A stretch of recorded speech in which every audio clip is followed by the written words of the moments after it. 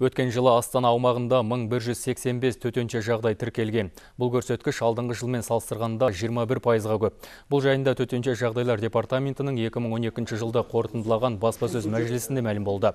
Тілсіз жау көбеймесе азаймаған. Бас қалада өрт оқиғалары 62%-ға көбейген. Яғни өртке қарсы қызмет бөлімшесі дабыл бойынша былтыр 3105 мәрте шақырылса, 2011 жылы 2492 рет көмекке шыққан.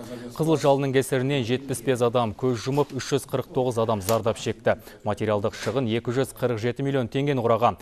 Қытымыр қыста тұрғындар пешті қосқанда қауіпсіздік ережелері ескеріле бермейді. Биылғы жылу маусымынан бастап 109 адамға иіс тисе, 6 адам уланып қайтыс болған. Айтып кеттім ғой, өзі қала орында тұрған жоқ, бәрі өсіп жатыр деген сияқты. Содан әрине ол өседі. Такого енді сондай ажиотажный рост проблем деген ондай жоқ. Это контролируемый бәрі.